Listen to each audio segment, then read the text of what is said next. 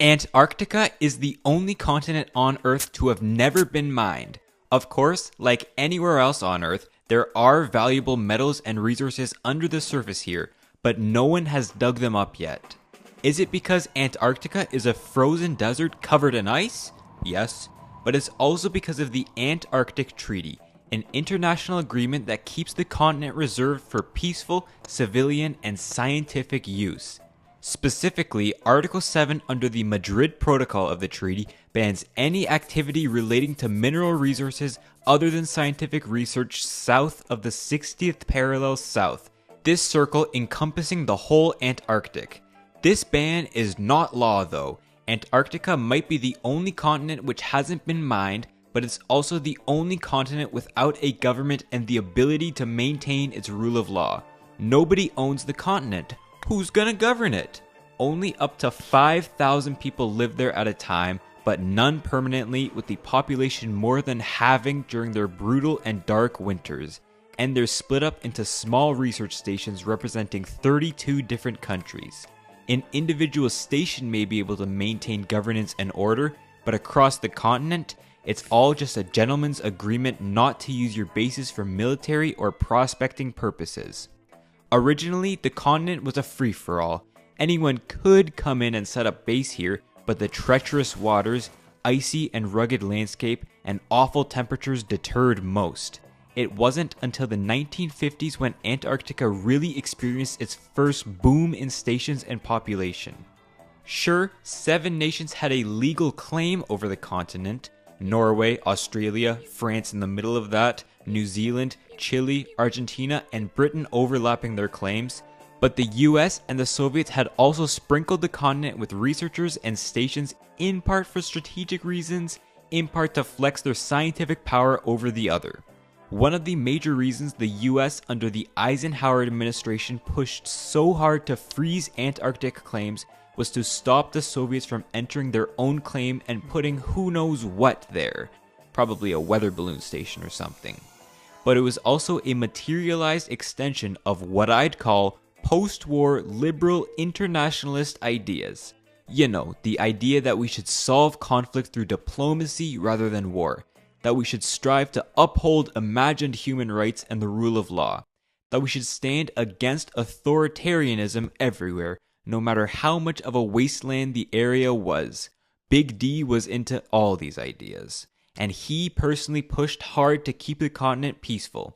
The 7 nations with a claim, as well as the US, Soviets, Japan, Belgium, and South Africa, met over 40 times to reach an agreement, with bitter disputes between those who wanted sovereignty over their claims and those who were fine with international governance. The treaty was presented in December 1959 and eventually ratified 2 years later, with Chile and Argentina being the last to sign. Under it, there would be no acts or activities for asserting, supporting, or denying a claim to territorial sovereignty in Antarctica. All claims would be effectively frozen forever. That didn't stop little petty squabbles over who really owned the ice though. Many nations with claims were not happy to effectively give up a chunk of their territory, taking what could be their future resources or even their future cities. Some countries like Australia and New Zealand tried to legitimize their claims through mapping efforts. Others did it through naming, like with the elegantly named Soviet Plateau. You can guess who came up with that one. Almost all shipped in researchers for some good old scientific prestige. Some shipped in tourists, but that became very unfashionable when a New Zealander plane crashed into Mount Erebus, killing everyone on board. Some used special stamps. The US built a nuclear reactor at McMurdo Station, and the UK even had a plan to detonate a hydrogen bomb in the middle of the ice, all to prove their claim over the continent. By far, Argentina did the most, who were the saltiest about the natural extension of their territory being taken away by the mainly First World Treaty signers. Argentine Antarctica is officially part of one of their provinces, Tierra del Fuego, in Hope Bay, where Argentina and Britain had exchanged gunfire in 1952. A plaque is set up to commemorate the sacrifice of Argentina and the permanence of their claim. They set up schools and mock colonies. Some presidents have flown out to give a symbolic speech, and a base commander's pregnant wife was even flown out to give birth to the world's first native Antarctican, Emilio Palma, in 1978. Of course, one of the best ways to protect your claim was to survey the land, specifically what's underneath the land. Geological research was not only great for scientists in the world's largest untouched nature reserve, but it was a strong incentive for countries to want to fortify their presence. For example, New Zealand had attempted to survey the Ross Dependency in the late 50s, but found nothing of note. The 1973 oil crisis, when OPEC countries boycotted selling oil to various Western nations, only sparked speculation about where to acquire a stable supply. During the 70s, the US drilled over 50 sites to see if they could secure that supply on this continent. The US's Glomar Challenger and Japan's Hakure Maru had investigated for petroleum deposits here in the 80s and 90s. In the tiny but metal-rich Larsman Hills, there are 4 research stations, and on the rock-exposed, even more metal-rich Antarctic Peninsula and South Shetland Islands, there are 40 stations of 18 different nations, representing over half of all bases on the continent. As Antarctica grew in activity, the treaty was signed by over 50 nations, some for research, some in an attempt to secure mineral rights. But who had the right to profit if a deposit was provable to be extracted? Was it whoever dug it up? Was it who found it first? Was it whose ever claim it was in? Various New Zealander mining companies lobbied hard for exclusive rights if they were to prospect and extract the minerals themselves. But smaller countries and non-treaty countries called on the larger powers to share any potential discovery of resources for the benefit of all. You could extract minerals no problem from Antarctica, but at least use them to equalize our natural metallic inequalities, they argued. And in 1988, the Convention on the Regulation of Antarctic Mineral Resources Activities, the CRAMRA, took place in Wellington. It was not a dialogue to prevent mining, but to welcome it. It laid out a framework as to how various nations could explore and exploit the continent in a way that didn't damage the environment, and to how those profits would be divided between miner and claimant nation. They figured if the urge was too high, it's better to regulate mining rather than try to ban it outright. However, the governments of Australia and France refused to sign the convention, and public pressure made many reconsider. Instead, many forces wanted peace and to preserve the nature of the continent. The Exxon Valdez spill in 1989, the largest oil spill at the time, certainly didn't hurt their case. Instead, what was signed was the Protocol on Environmental Protection, the Madrid Protocol. This was to ban mining, keep Antarctica clean, and to preserve the continent for peace with various rules and protocols. If you ever go there and have to pee inside of a bottle, this protocol is why. And when it took effect in 1998, all mineral activities and mining were banned in Antarctica. But nowadays, the treaty is under attack, or at least questioning. This comes as Russia has found over 500 billion barrels of oil underneath the Antarctic Peninsula. 500 billion!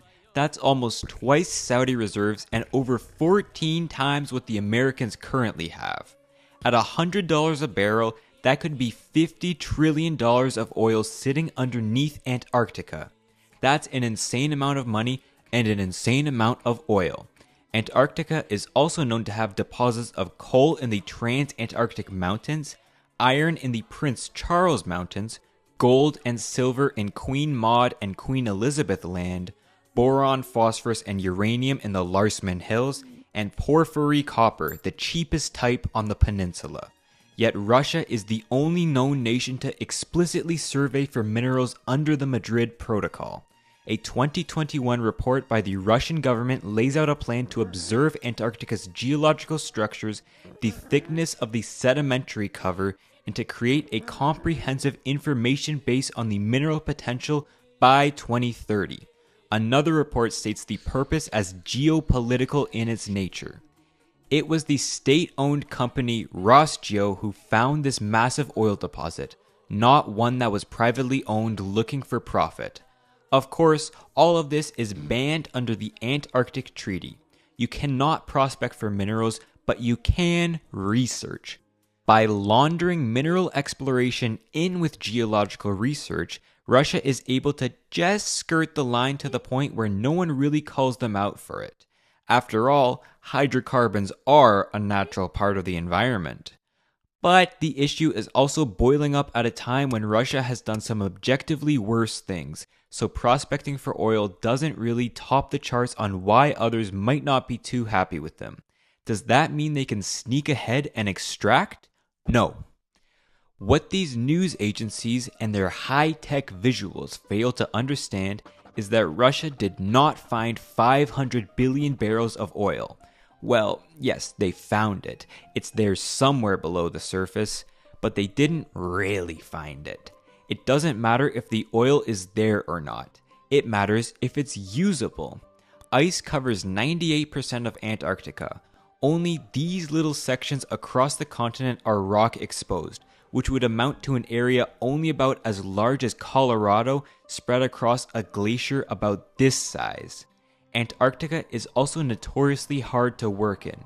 Not only do blizzards regularly sweep over the continent, but icebergs create an unstable shipping environment. The ice can get up to 5 kilometers thick in some portions, and that ice moves as much as 10 to 20 meters a year in the center and up to 1,500 meters a year on the coasts, which would damage any potential wells or mines, risking a massive spill.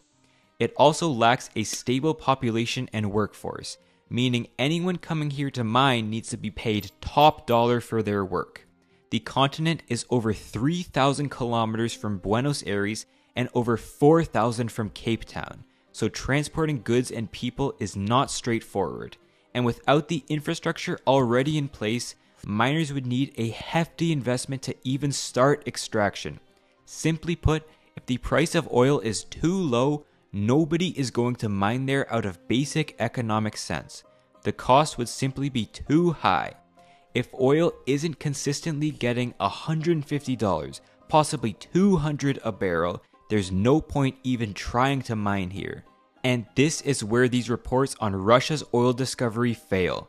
Extracting Antarctic oil is illegal, and although that may not deter the Russian fleet, who often smuggle goods and fish in banned areas with their off-the-grid shadow fleet, extracting is also uneconomical, and therefore Russia did not find a 500 billion barrel reserve, but a 500 billion barrel deposit.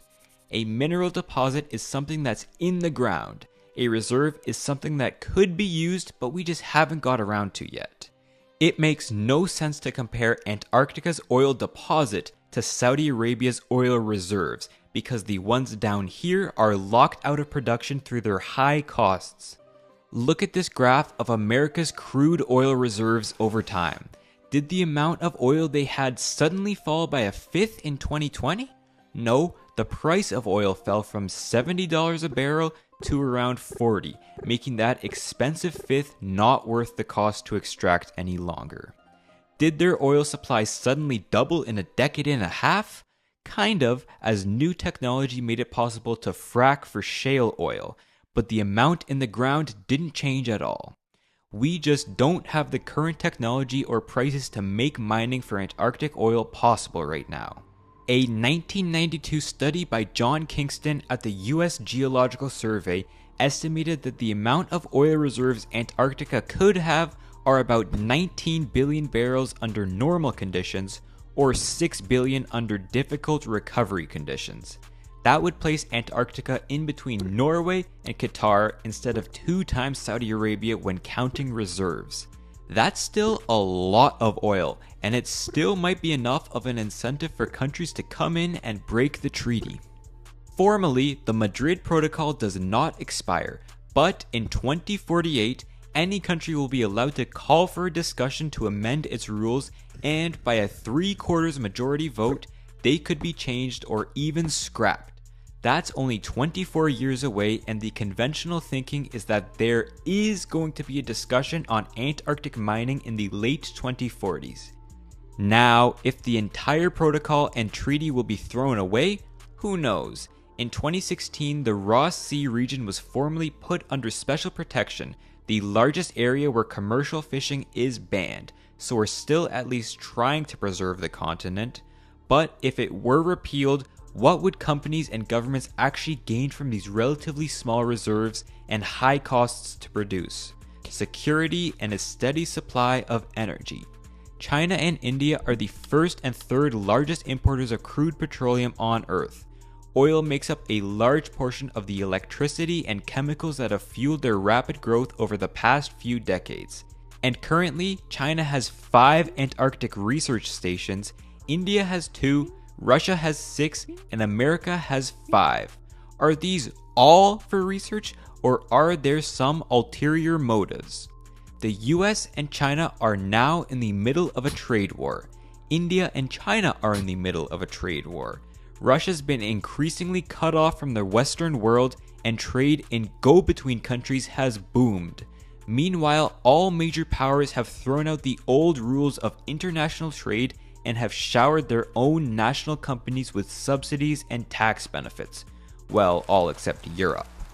As trade breaks down and we move into a more nationalist and protectionist world, some countries will be willing to pay a premium to keep the raw materials in their control. Instead of importing Gulf oil, China, for example, may take its chances and pay the price to import its own Antarctic oil. Instead of India paying for Chilean copper, why not secure its own mine down south? Why not do this even if it means breaking trust in international systems and destroying the beauty of Antarctica? The Antarctic Treaty is a remnant of the liberal internationalist order that was born after the Second World War. As the countries of the world trust each other less and less, viewing trade more as a zero-sum game rather than one where mutual benefit can exist, it becomes much more likely that come 2048, someone is going to drill through the ice, even if it does not make economic sense. Big oil companies love, and I mean love, to hype up stories about where the next future deposits are. If you want to hear how stories like these played a role in the ruin of a small island nation, consider checking out this video I made on it. Thanks!